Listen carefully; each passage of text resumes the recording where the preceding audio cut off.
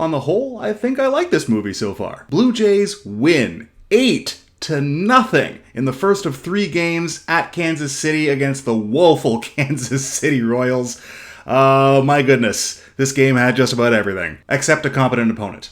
It did not have that. First and foremost, have to give it to Ross Stripling being forced into the rotation again. He just keeps on coming through. This guy truly is a Swiss Army knife, except that most of the time I feel like Swiss Army knives are kind of crappy. He's like a good Swiss Army knife. Like he can actually do multiple things as opposed to just kind of head fake at multiple things. You know what I mean? And once again, it should be pointed out that the Royals are double plus on good, but that does not take away from the fact that Ross Stripling gave the Blue Jays exactly what they needed here. 5 wonderful innings, low pitch count, kept everything nice and wrapped up. He did exactly what he was supposed to do here, and it's amazing having a guy like him as a safety blanket for when something like Ryu going down happens. Not a lot of teams have that kind of safety blanket. So thank you very much, Ross. You are an integral part of this team. The rest of the bullpen, I say the rest of the bullpen because all things being equal, Stripling would be in said bullpen, but the rest of the bullpen was also fine. This was a great opportunity to use some guys who maybe could use a bit of extra work or guys who want to work some stuff out at the major league level. So Trevor Richards, who's had a bit of a rough patch lately, he worked a solid inning of relief with no runs across. Ditto Julian Merriweather, ditto Trent Thornton, my favorite part of the team, and then a really heartwarming moment. Hat tip to commenter D. Cooper, who pointed out on a video, I think 4 or 5 videos ago, to take a look at Matt Gage and his numbers as he might be a replacement for Ryan Barucki in the near future. And you were right, D. Cooper. Matt Gage made his major league debut in this game, throwing an excellent 9th. The first 2 pitches were way high. He might have been a touch nervous, but then he settled right in, struck out 2. Again, we're not talking about a good team here, we're talking about the Royals. But still, he came in, major league debut, got a solid inning, great stuff. Whether Gage will be an option going forward, I don't know. I mean, he seems to live at the top of the zone with a pretty straight fastball, and I don't think that's going to last for too long at the major league level, but he's got a pretty deceptive delivery, and even if he only gives us 15, 20 solid innings of relief over the whole season, gotta take that as a win. Offensively speaking, wow, the Blue Jays hit a lot of home runs in this game, like a lot, like big booming home runs too, and they have to be. Kauffman Stadium is a notoriously difficult park to hit home runs in. Unless you're the Blue Jays, apparently. Vlad and Bo both hit great opposite field home runs that were absolutely crushed, 400 plus feet, great to see. But I really do need to emphasize that Espinal home run, holy crap, he destroyed that thing. I honestly didn't know he could hit a ball that hard. If you had told me at the beginning of this year that Santiago Espinal would be on pace for 15 home runs a third of the way through the season, and that a lot of them were absolute bombs, I would have laughed at you. This is a guy who seemed like he was swinging a pool noodle out there for hits most of the time, but was ready to get bit by the BABIP dragon this year, I was almost certain. But no, he's legitimately found some power. Like, he's gap to gap, but he drives the ball out of the ballpark from time to time, too. I'm flabbergasted, and but the good kind of flabbergasted. Like, this is great. Like, keep it up. Like, I can't believe it, but great. But Teo had an RBI single. Kirk got another hit. A couple hits for Chapman. It's just like the whole offense seems like it's finally starting to turn into itself. Over the last 2 weeks, we really have started to see what this team can really be. And if the starting pitching can keep it going the way it's going, yeah, this might be a pretty fun month. Now, we can't get carried away by any of the results in this particular game, or probably in this whole series. Like, Kansas City is not just regular awful. These guys are like super awful, special awful. Like, this rebuild of theirs has been going on for several years, and the best part of it seems to be Bobby Witt Jr., and I guess they have some guys in the minors and some pitchers that are coming, but they're not here yet. This is rough. This is ugly. Like, Salvi Perez had a great year last year. He seems to be having an off year this year, hitting below 200. The power seems to be there, but nothing else. Andrew Benintendi is hurt. I would be hard-pressed to name other members of the team. I guess I know who Michael A. Taylor is because of the memes, and he won a World Series a few years ago. But, like, no, for the most part, this is a pretty no-name, no-talent squad here in Kansas City. I'm not sure I'd go to see them. So the Blue Jays really should kick the crap out of them in this series, and it would be a good idea if they did, because this is the soft, creamy middle of their schedule. This is where they want to make some hay, put some wins in the bank, because things are going to get harder as the season goes along. But, as I said in my previous video, yes, this was Game 54. We are 1/3 third of the way through the season, so let's take a look at where the team is and how they got to be where they are and what the team could probably use going forward. First of all, they're on pace for 96 wins, which is a little bit short of where I thought they'd be. I project them for 100, 101, but it's still pretty close and still more than good enough to be a playoff team. This team's record, considering how lackluster the offense has been for the first 2 months of the season, is really quite impressive and a testament to how good the pitching actually has been. It's possible the last 2 weeks have caused us to forget what the first 2 months of the season looked like, but yeah, it was a lot of 2-1, 3-1, 3-2 kind of wins, holding on, sitting on one home run worth of offense, and hoping that your bullpen can hold it together, and then it does. It was not sustainable. It was not something that could carry you through the whole season. You're just not going to be able to do it, and we know that the pitching staff is going to fall on hard times at some point, probably sooner rather than later. But with the offense coming around now, that is pretty well timed, and I think the Blue Jays can really put some wins in the bank here. The last 2 weeks have been great, and we've had contributions up and down the lineup that really show this team offensively doesn't need a whole lot of improvement or too many tweaks. The best part about it is it's not just Bo or Vlad going nuclear. They've been honestly fine, like lowercase f fine. But the big hitters have been the guys that no one really would have predicted earlier in the season. Santiago Espinal has been going off, but he hasn't even been the first or second best hitter in the lineup. The second best hitter in the club has been Teoscar Hernandez for the last 2 weeks. He has finally found his groove, found his timing. He looked real rough coming back from that injury, but that tracks with about 100, 120 at-bats, which is normally when hitters start to lock in on their season. Missing most of the beginning of the season really set back his timetable for when he could start swinging it, but he's now caught up and he looks great. But the guy who has been absolutely carrying this offense for the last 2 weeks, I never in a million years would have pulled out of a hat. Everyone told me how good he was, and I guess he looked pretty competent, especially for a catcher, but holy crap, Alejandro Kirk is a destroyer of worlds right now. Entering last night's game, so not including last night's game where he only had one hit, oh well, but coming into last night's game, he was the best hitter in baseball for the last 2 weeks by weighted runs created plus. Yes, WRC Plus has him as the best hitter in baseball over the previous 2 weeks. That is cocoa bananas. Putting the ball in play, driving it to the outfield, hitting to all fields, power, patience. The guy's had it all. Out of the catching position. That's absurdly valuable, y'all. And this is not even talking about guys like Danny Jansen who are outperforming what we thought he'd do. Matt Chapman looks like he's finally becoming the guy we thought we were going to get. A guy who has like 30-ish home run power with some holes in his swing, but he'll contribute enough and be an absolute godsend at third base defensively. Bo and Vlad haven't even hit their full stride yet, and this team is putting up 7-8 runs a game.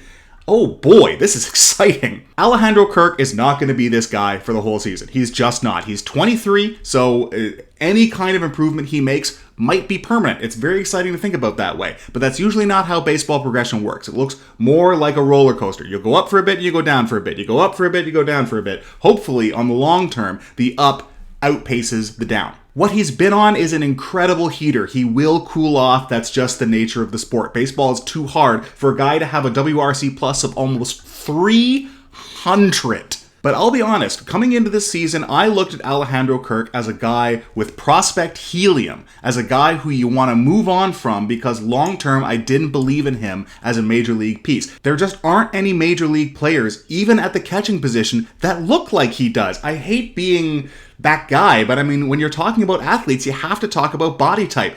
There aren't professional athletes that look like Alejandro Kirk. The closest comparable, I guess, would be Williams Estudio, and he was a nice story for a couple years. It's just, he's kind of been a fringe player for the last little while, and I think if it wasn't for the fact that he's a good story, I don't know if he'd be on a major league roster at all. But Kirk is something else. Kirk is a guy who seems to have this elite hit tool. That was always the projection for him, right? Was that he was a great hitter. If he found any kind of power at all, he could be truly devastating. He might have found it. So now I'm left with a situation where, okay, this guy is clearly not just an integral, but a leading piece in this year's team that's trying to win a World Series. So you can't move him, right? He's too important. But this team has Danny Jansen, who is also a really good hitter for his position, and has Gabriel Moreno coming up, who's right now the best catching prospect in the game. An embarrassment of riches at this position, and considering the needs for the rest of the team, wouldn't you be stupid to not capitalize on it? Coming into this season, and even coming into the last month, I was really comfortable with the idea of Danny Jansen being the starting catcher for this team going forward. You have, I don't know, Zach Collins, whoever has a backup, but Danny's going to play most of the time. Then you would use Kirk as the centerpiece of a big trade that would move the needle, probably for a starting pitcher, allowing someone in the rotation, say Ross Stripling, to move into the bullpen, creating that domino effect where you help the pitching staff as a whole by bringing in a high-end pitcher. I don't know if I believe we can do that anymore. Kirk right now is so good, and for the whole season has been so good. I'm still not sure if I believe that he is the piece going forward, because I just don't know if his body can hold up to the rigors of big league ball, if only because I can't think of anyone else with that similar body type who has. But he's just too valuable to this team right now to even think of moving on from him. But if you were to try to trade Jansen instead, because the catching is the obvious point where you have too many good players at one position, you can't play them all at the same time. You want to leverage that and turn it into pieces that can be more versatile for the team or improve your pitching staff, which is always in fashion. So do you use Jansen as a centerpiece for doing that? Would you get as much back for Jansen? No, I don't think you would. So man, I just don't know what to do there. The most obvious answer seems to be do nothing. You keep Jansen and Kirk, so even if there's an injury, you still have a high-end catcher playing for you every day. And then if no one gets injured, then you can have Alejandro Kirk as your regular DH, which is crazy to think about, but that's where we're at. And then if something really goes wrong, you still have Gabriel Moreno ready to come in, whether that's next year or 2 years from now or in 2 months when both of them are injured. Knock on wood. Again, there's no wood in here. But okay, this dovetails into my analysis of what I think this team needs. And we have to talk about Hyun-Jin Ryu. So in thinking about it, I knew he was going to go on the IL. Like I think that was pretty much a fait accompli. When a pitcher has this kind of injury and it recurs, there's no chance that you just kind of like try to rehab it and set him out for his next start, right? No, you have to put him on the injured list to try to figure out the root of it. And it's possible that surgery is where it lands. But in looking at it, the kind of injury it is, it's elbow tightness, it's forearm tightness. Those are often precursor injuries to Tommy John surgery. If it is in fact Tommy John surgery that ends up being necessary, I think Hyun-Jin Ryu might have pitched his last pitch as a Toronto Blue Jay. TJ usually takes a full year from when the surgery occurred to even begin throwing again. And that would put him at mid-June next year, and then he would just begin to start throwing. By the time he would be ready to pitch, that would put us right in a playoff drive or in the playoffs. And do you want a guy throwing his first pitch in a year and a half to be in a playoff game? No, probably not. And then after that, Ryu's not under contract anymore. So yeah, Hyun-Jin Ryu might be done as a Toronto Blue Jay.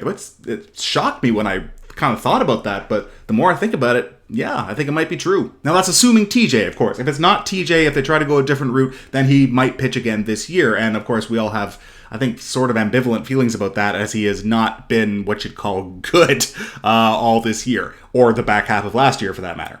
So the clear need for this team is pitching, and I think you could go out and try to get some relievers like they did last year when they got Richards and Simber, but I think a bigger stroke is necessary here. The Blue Jays do have some prospect capital at positions where they don't necessarily need that kind of depth. We have both Jordan Groshans and Aurelvis Martinez. One of them is going to be the third baseman when Matt Chapman moves on, because I really don't see a situation where the Blue Jays are going to re-sign him, as he'll be on the wrong side of 30 and has offensive problems as we've seen. Especially because both Martinez and Groshans project to be sort of great two-way players. So one of them is going to inherit that position, but you don't need both. The Jays have also had several pitching prospects emerge, but they're not going to be ready for another 2, maybe even 3 years. So some of those guys might be able to move on, as well as some other prospects that have come up seemingly out of nowhere and gained some helium. Like in low A, we got this kid Gabriel Martinez, a combination of Gabriel Moreno and Aurelvis Martinez put them together. Gabriel Martinez, yeah, he kind of came out of nowhere, and he might be a piece that you might be able to leverage into something at the big league level, because he won't be even in the conversation of being ready for like 4 years. But yeah, anyway, it doesn't matter the names. There are lots of options for the Blue Jays from their prospect capital that they can use to make a big move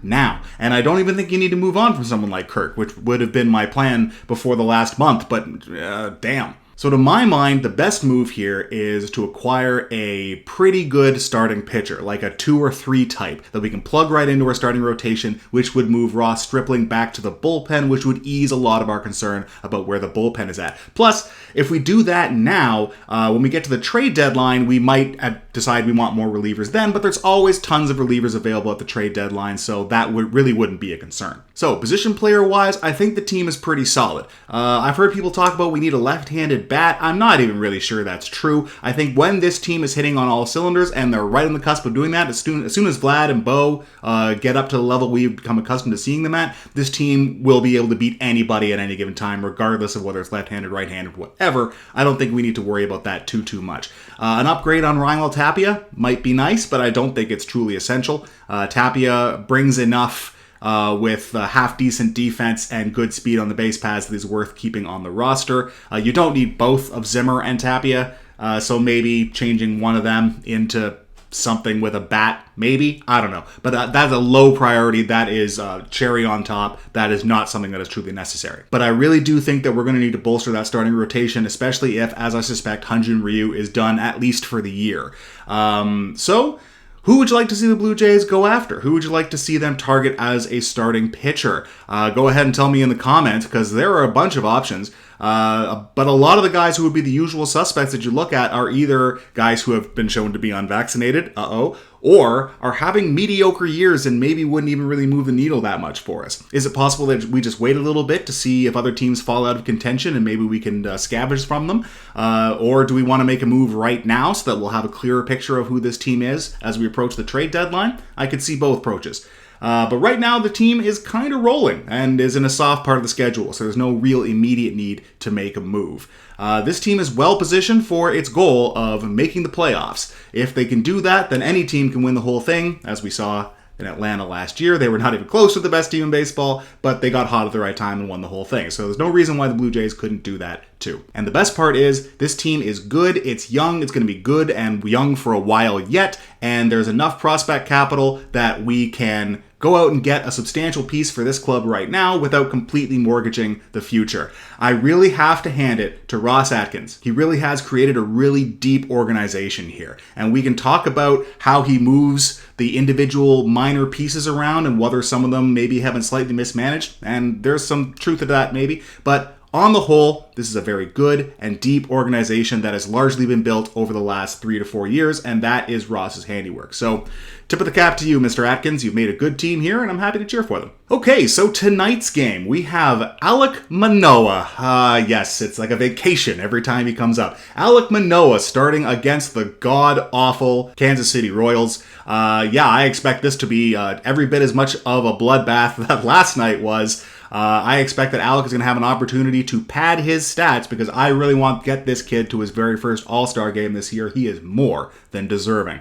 I'm looking forward to that game. I'm sure you all are too. Thank you very much for watching this video because I am all done. Like and subscribe this channel and this video if you are so inclined. I will see you later tonight for my second video of the day. Always love a 2-video day. When we talk about the second game of the Royals series after Manoah's what is sure to be wonderful start. I will see you all tonight.